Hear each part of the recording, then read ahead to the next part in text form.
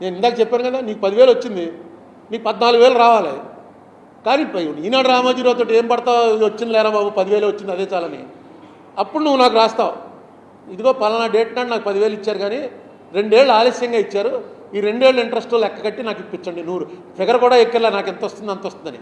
నీకు ఉన్నటువంటి deposit form మీద ఎంత డబ్బు అయితే నీకు ఇస్తామన్నారో అంత డబ్బు ఏ రోజు ఇచ్చారు, ఏ రోజు ఇస్తా అన్నారు అన్న డీటెయిల్స్ చాలు. ఆ ఇచ్చిన డేట్కి ఇస్తానన్న డేట్కి మధ్యన ఉన్న గ్యాప్కి వాళ్ళే చెప్పారు ఏమని, ఇంక్లూడింగ్ అక్యూర్డ్ ఇంట్రెస్ట్ పే చేసామని చెప్పారు. ఆ అక్యూర్డ్ ఇంట్రెస్ట్తో పే చేస్తే 54 కోట్లు అవ్వదు ఇంట్రెస్ట్, 540 కోట్లు 1,540 కోట్లు అవుతుంది. అందుకని నాకు అప్పటి నుంచి అనుమానం ఉంది. ఇప్పుడు కోర్టు వారే డైరెక్ట్గా చెప్పారు కాబట్టి ఇప్పుడు మళ్ళీ కొత్తగా ఈ విషయం తీసుకొచ్చి దీని మీద మళ్ళీ సంవత్సరాలు ఏం నడుపుతామని ఇప్పుడు కోర్టు వారు అన్నీ మొత్తం దీనికి సంబంధించిన మొత్తం విచారణ ఈ కోర్టు సుప్రీంకోర్టు ఇచ్చిన జడ్జిమెంట్లో మొత్తం విచారణ జరుగుతుంది. వస్తే ఇవ్వాల్సి ఉంటే వస్తారు, లేదు ఇచ్చేసాడు అనుకోండి ఆయన మీకు 2 ఏళ్ళు ఆలస్యంగా మొత్తం ఇంట్రెస్ట్తో డబ్బు పే చేసాడండి. పే చేసేస్తే ఎక్కువ అవ్వాలి ఇక్కడ.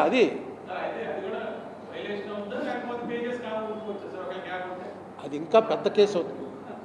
అది పెర్జురీ అంటారు దాన్ని. కోర్టు ముందు ఏం పెట్టినా సరే దానికి 7 ఏళ్ళు జైలు శిక్ష. అంటే వెంటనే రామోజీరావుకి 7 ఏళ్ళు జైలు శిక్ష అని రాసేకండి. పెర్జురీ ప్రూవ్ అయితే, పెర్జురీ అంటే కోర్టు ముందు ఏదైనా తప్పుడు స్టేట్మెంట్ ఇస్తే, మొన్న ఎందుకు ఈ రజనీ గారి కోర్టులో కొట్టించేశారే మన ఈ కేసు, రజనీ గారి కేసు కొట్టేసాకే మనం దిగింది ఇందులోకి 2018. సేమ్ అదే ఇది 2011లో క్వాష్ చేయమని పిటిషన్ వేస్తే కోర్టు డిస్మిస్ చేసింది. హైకోర్టు డివిజన్ బెంచ్ 2 జడ్జీల బెంచి క్వాష్ పిటిషన్ని డిస్మిస్ చేసింది. అదే 6 ఏళ్ల తర్వాత మళ్ళీ వేసి డిస్మిస్ చేసి జడ్జి గారు డిస్మిస్ చేశారు. జడ్జి ముందు చెప్పాలి ఈ విషయం. 2011లో నేను ఇదే పిటిషన్ ఫైల్ చేస్తే అది ఖచ్చితంగా అది దాంట్లో ఒక మ్యాండేటరీ అనమాట. ఇటువంటి కేసు ఇలా ఎక్కడ ఏ కోర్టులోనూ ఎప్పుడూ వేయలేదు, ఇదే మొట్టమొదటిసారిగా మీ కోర్టులో వేస్తున్నాను అని ఖచ్చితంగా చెప్పాలి.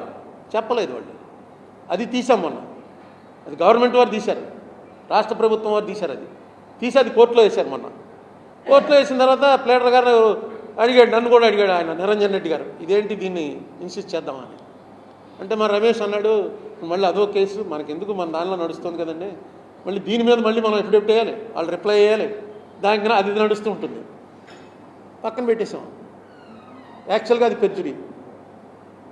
అలాగే రేపు ఇప్పుడు వీళ్ళు ఇచ్చి కోర్టు ముందు సుప్రీంకోర్టుకి ఏవైతే ఇచ్చారో వాటిలో ఏమైనా తేడాలు వచ్చాయనుకో అది పెర్జురీ అవుతుంది. పెర్జురీ అంటే కొంచెం కఠినమైనటువంటి, కోర్టు ముందు అట్లీస్ట్ కోర్టు ముందు అబద్ధాలు చెప్పకూడదని. మిగతా వాళ్ళు మనం ఎన్ని మాట్లాడుకున్నా కోర్టులో ఎఫిడవిట్ ఫైల్ చేసేటప్పుడు మాత్రం కింద ఒకటి ఉంటుంది, ఇదంతా నాకు తెలుసు, నేను చూసి చదివించుకుని పూర్తిగా నమ్మి సంతకం పెడుతున్నాను అని సంతకం పెట్టాలి. ఎవరు అడ్వకేట్ కాదు, రామోజీరావు గారే పెట్టాలి లేదా మార్గదర్శి గారే పెట్టాలి. అందుకని దాంట్లో కూడా అబద్ధాలు చెప్పేశారు అనుకోండి, జనరల్గా చెప్పరు. వాడు ఇచ్చినటువంటి బుక్కుల్లో ఈ అక్యూర్డ్ ఇంట్రెస్ట్ అన్న తర్వాత నాకు ఇది అనుమానం వచ్చింది. అలాగే నా దగ్గర దాదాపుగా ఒక ఎన్ని కాగితాలు ఉన్నాయో తెలియదు, ఇక్కడ ఉన్నాయి, ఇక్కడ మొన్న కృష్ణకుమార్ వీళ్ళు అందరూ ఎతికి చూస్తున్నారు ఖాళీగా ఉన్నప్పుడు, దస్త్రాలు హైదరాబాద్లో ఉన్నాయి. అన్ని కాగితాలకి ఇప్పుడు విముక్తి వస్తుంది అనమాట. పట్టుకెళ్ళి హైకోర్టు ఆఫీసర్ గారి ముందు పెట్టి ఇందులో ఏమో ఉపయోగపడతాయో చెప్పండి అంటే మళ్ళీ ఆయన నువ్వే చదివి చెప్పండి, చదువుతూ కూర్చోవాలి.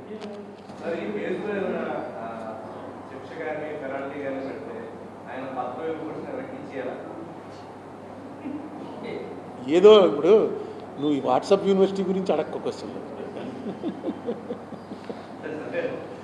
ఏమో. ఇప్పుడు ఇలాంటిది నా దృష్టిలో ఉన్నాయేమో తెలియదు, ఫస్ట్ ఆఫ్ ఇట్స్ కైండ్ కేసే. ఇటువంటి పర్సనాలిటీ నేను ఇంత ముందు కూడా చాలాసార్లు చెప్పాను, ఇండియాలో ఒకే వ్యక్తి ఇంత పవర్ఫుల్ వ్యక్తి నేను ఇంకోటి చూడలే. అంటే ఈయన ఇప్పటివరకు చూడలేదు, నేను టీవీలో వాటిలో చూశాను. రామోజీరావు గారి కన్నా పవర్ఫుల్ వ్యక్తి ఇంకొకళ్ళు నాకు కనపట్లేదు. మీకు ఎవరికైనా కనపడచ్చు, ఎందుకంటే అన్ని పార్టీల్లోనూ ఆయనకు ఆ పలుకుబడింది. సో అటువంటి వ్యక్తి కాబట్టే ఈ కేసు మీద ఇంత ఇంట్రెస్ట్ నేను చూపించాను, మీరు చూపించాను. ఇదే మామూలుగా ప్రకాశ్ నగర్లో అప్పలకొండ ఉన్నాడు కానీ వాడు చాలా డబ్బులు దొబ్బేస్తున్నాడు అంటే పోలీస్ స్టేషన్లో కంప్లైంట్ చేయని పోతారు, అంతే కదా. మాకేం పని లేదనుకుంటున్నావా, మీరు వచ్చి ఒక్కసారి ఆ కెమెరా ఫోటో తీయాలంటే డబ్బులు తీసుకుంటున్నట్టుగాను ఎంత దోపిడీ చేసేస్తున్నాడు అంటే ఎవడైనా వెళ్తాడా? ఆయన కాబట్టే దీనికి ఇంత ఇంపార్టెన్స్ వచ్చింది. పరువు నష్టం అంటే అది వెళ్ళి దాన్ని అడ్వాన్స్ చేయించుకుని ఇప్పుడు కాదు, ఎప్పుడైతే Jaganmohan Reddy government chit fund నా మీద పరువు నష్టం దావా వేసింది చిట్ ఫండ్ వారు, ఫైనాన్షియర్స్ వారు కాదు, మార్గదర్శి చిట్ ఫండ్ కంపెనీ వారు నా మీద పరువు నష్టం దావా వేస్తూ ఏం చెప్పారంటే, ఎవడో రామోజీరావు ఏదో అన్నాడని నువ్వు మా మార్గదర్శిని తప్పు పడతావా, అందులో అంటే రామోజీరావుకి మాకు ఏ సంబంధం లేదు, రామోజీరావు అన్నాడని నువ్వు ప్రెస్ మీట్ పెట్టి మమ్మల్ని ఏమో మార్గదర్శి చిట్ ఫండ్స్ తప్పులు చేస్తుందన్నామని. దానికి ఈ 2 ఏళ్ల క్రితం అనుకుంటాను ఇక్కడ గవర్నమెంట్ వారు ఎవరైతే అఫిడవిట్ చేశాడో ఆయన్నే పిలిచి ఇంట్రాగేట్ చేశారు. ఆయన ఇంట్రాగేషన్లో ఒప్పుకున్నాడు, ఎవరయ్యా మీ బాస్ అంటే రామోజీరావు, మీ చైర్మన్ ఎవరో రామోజీరావు, అన్నీ రికార్డ్ అయి ఉన్నాయి. అది పట్టుకెళ్ళి ట్రయల్ కోర్టులో వేసి ట్రయల్ స్టార్ట్, అది కూడా చేస్తాను. ఇప్పుడు అలాగా ఖాళీగానే ఉన్నాను కదా.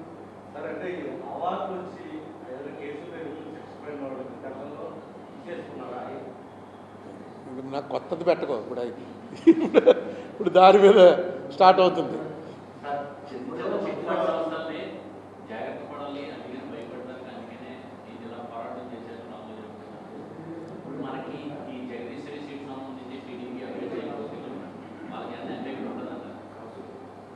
అంటే అసలు మన ఆంధ్రప్రదేశ్లో నాకు తెలిసి చిట్ ఫండ్ యాక్ట్ ఎవడో ఫాలో అవట్లా.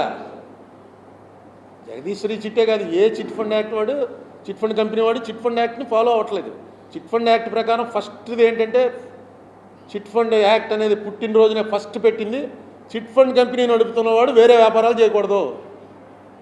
నువ్వు చిట్ ఫండ్ కంపెనీ పెట్టావు, మేమందరం చీటీ పాటలు తీసుకొచ్చి నీ దగ్గర డబ్బులు పెట్టాం, ఈ డబ్బులన్నీ పెట్టి నువ్వు ఒక వ్యాపారం పెట్టావు, ఆ వ్యాపారం స్వీట్ షాప్ ఒకటి పెట్టావు, ఆ స్వీట్ షాప్ బాగా అమ్ముతుందనుకో మాకు బాగానే ఇచ్చేస్తావు డబ్బులు, స్వీట్ షాప్ దివాళా తీసింది, చిట్ ఫండ్ కంపెనీ ఎత్తేసిపోతావు. అదే జరిగాయి. నేను ఎవడో జనాలను మోసం చేసి ఎత్తుకుపోదామని ఏపీ వ్యాపారం మొదలెట్టాడు, గత్యంతరం లేక పారిపోతాడు.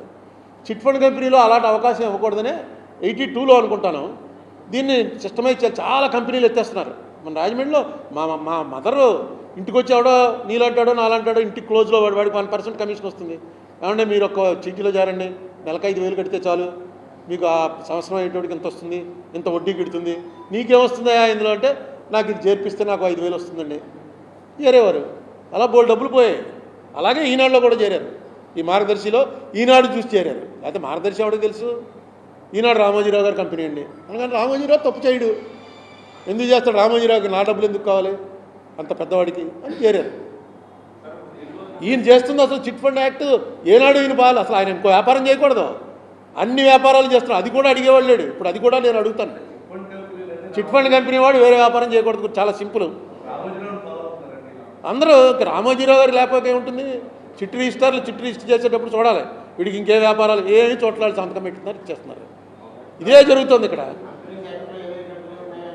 అసలు కంపెనీ యాక్ట్ ప్రకారం మేము చేస్తున్నాం అని అంటారు. Company act chit fund act వేరు. చిట్ ఫండ్ యాక్ట్ ఏ యాక్ట్ ఉందో ఆ యాక్ట్ ఫాలో అవ్వాలి. నువ్వు కంపెనీ యాక్ట్ ప్రకారం ప్రింటింగ్ ప్రెస్ పెట్టుకున్నావు, కృష్ణకుమార్ అనుకో, ప్రింటింగ్ ప్రెస్ పెట్టుకుని కరెక్ట్గా ప్రింటింగ్ ప్రెస్కి ఏ సంవత్సరం ఎన్ని ప్రింట్ చేసావు అన్నీ కూడా కంపెనీ రిజిస్టర్కి పంపించేస్తున్నావు, వాడు ఆడిట్ చేస్తున్నాడు, వచ్చేస్తుంటే టక్మని చెప్పి నీ దగ్గర దొంగ నోట్లు ప్రింట్ చేస్తున్నావు అని పట్టుకున్నారు పోలీసు వాళ్ళు వచ్చి. చేస్తే దొంగ నోట్లు రిజర్వ్ బ్యాంక్ యాక్ట్ నాకు వర్తించదండి, నేను కంపెనీ యాక్ట్ ప్రకారం నా కంపెనీ పెట్టుకున్నాను, నేను దొంగ నోట్లు చేస్తున్నాను, దొంగ నోట్లు చాలామంది చేయట్లేదు, అరుణ్ కుమార్ అడుగుతున్నాడు, నేను ప్రింటింగ్ చేసి ఇస్తున్నాను, ఏ ప్రింటింగ్ అయినా చేయబడను అని పెట్టాంగా బోర్డు అని, చేయకూడదంటే అలాగా ఇదే ఆర్గ్యుమెంట్, ఆయన చేస్తున్న ఆర్గ్యుమెంట్ ఇదే. ఇది అర్థం అవడం కోసం చెప్పాను, అంటే ఆయన దొంగ నోట్లు ప్రింట్ చేస్తున్నాడా అని మీరు పెట్టేస్తే నేనేం చేయలేను, కానీ ఇదే ఆర్గ్యుమెంట్. దానికి ఖచ్చితంగా రిజర్వ్ బ్యాంక్ యాక్ట్ ప్రకారం వాళ్ళ మింట్ ఉంటుంది, వాళ్ళ ప్రింటింగ్ ప్రెస్ ఉంటాయి, అక్కడ తప్ప ఎవడు ప్రింట్ చేసినా సరే అది నేరం, చాలా భయంకరమైన శిక్షలు ఉంటాయి. అది నాకెందుకు వర్తిస్తుందండి, నేను కంపెనీ యాక్ట్ ఫాలో అవుతున్నానా లేదో చూడండి. ఇదిగో కంపెనీ యాక్ట్ ప్రకారం ప్రతి సంవత్సరం కడుతున్నాను, ఇన్కమ్ ట్యాక్స్ కడుతున్నాను, అన్నీ కరెక్ట్గా చేస్తున్నాను. నన్ను వచ్చి మీరు ఏదో ఆయన ఆర్డర్ ఇచ్చాడు నేను ప్రింట్ చేశాను, దాన్ని నన్ను ఏం చేస్తారు అంటే తీసుకెళ్ళి ముందు లోపలేస్తారు, తర్వాత 2 పీకుతారు. ఏమండి పెనాల్టీ ఉందిగా, అదే అది చెప్తేనే వీళ్ళు రామోజీరావు జైలుకి అని రాసింది. దాని పెనాల్టీ వాళ్ళు ప్రిస్క్రైబ్ చేసింది ఏంటంటే, ఇది వైలేట్ చేసి ఎంతైతే కలెక్ట్ చేశారో అంత డబ్బు ఫైన్ కట్టాలి. అంటే 2,600 కోట్లు కలెక్ట్ చేశాడు ఈయన, 2,600 కోట్లు ఫైను, 2 ఏళ్ళు జైలు శిక్ష. అయితే మీకు అనేక సార్లు చెప్పాను, మళ్ళీ చెప్తున్నాను, క్రిమినల్ వాటిలో డిస్క్రిప్షన్ ఆఫ్ ద జడ్జ్ ఈ శిక్షలు మ్యాక్సిమం శిక్షలు అంతవరకు వేయచ్చు. అయితే వాళ్ళు చేసాడు, అవును అంతమంది. నేనే రామోజీరావు గారు ప్లేడర్ అంటే నేను చెప్తున్నాను 62 నుంచి ఈయన వ్యాపారం చేస్తున్నానండి, ఎవడో డబ్బులు ఎగ్గొట్టాడని చెప్పలేదు. మీరు కావాలంటే ఎంక్వైరీ చేసుకోండి, ఎవడైనా ఎగ్గొట్టాడా, నన్ను ఇమ్మంటే నా పేపర్లోనే ఫుల్ పేజ్ ఇస్తాను, నేను ఎవడైనా ఎగ్గొడితే రండిని.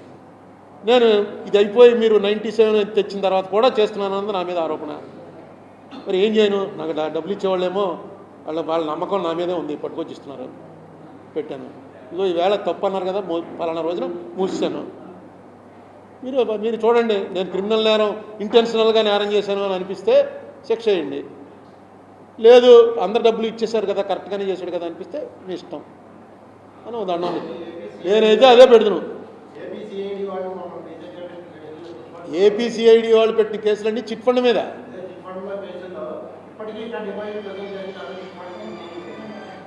చేస్తున్నారండి. మీకు గవర్నమెంట్ వారు పెట్టేటప్పుడు అక్కడ కేసు ఉంటేనే పెడతారు. రామోజీరావు గారు పేపర్లో రాసేసినట్టుగా గవర్నమెంట్ వారు రాయటం కుదరదు. మీరు ముందు అందరూ తెలుసుకోండి, అది తెలుగుదేశం గవర్నమెంట్ అవని, కాంగ్రెస్ గవర్నమెంట్ అవని, వైసీపీ గవర్నమెంట్ అవని, గవర్నమెంట్లో ఒక ఆఫీసర్ ఒక కేసు పెడుతున్నాడంటే ఆ కేసులో సబ్స్టెన్స్ ఉంటేనే పెడతాడు, లేదా వాడి జీవితం పోగొట్టుకోవడానికి సిద్ధపడి పెడతాడు. ఎందుకంటే దాన్ని అన్నీ రాయాలి. ఇప్పుడు ఈ స్కాముల కేసులు అవి పెట్టేశాడండి, జగన్ ఫోన్ చేసి చెప్పేశాడండి, చంద్రబాబు పెట్టేయమన్నాడండి, ఇవన్నీ ఉత్తినే పేపర్లో, ఈనాడులోనూ మిగతా పేపర్లో రాసేవి తప్ప వీళ్ళు పెట్టేయమంటే పెట్టేయడానికి అక్కడ ఆఫీసర్లు ఈ గవర్నమెంట్ ఉంటుందో ఇంకో గవర్నమెంట్ ఉంటుందో ఎవరికి తెలుసు. చిట్ ఫండ్ కంపెనీ మీద పెట్టిన కేసులు 100% కరెక్ట్. ఇదే నేను చెప్పినందుకు నా మీద డెఫమేషన్ కేసు వేశారు. ఇదే నేను 2007లో చెప్పాను, చిట్ ఫండ్ కంపెనీ యాక్ట్ వాళ్ళు ఫాలో అవ్వట్లేదు, చిట్ ఫండ్ యాక్ట్ ప్రకారం ఖచ్చితంగా డబ్బు తీసుకెళ్ళి బ్యాంకులో పెట్టాలి, వాళ్ళు ఏనాడు బ్యాంకులో పెట్టలేదు. ఇక అంతకన్నా వైలేషన్ ఏముంటుంది.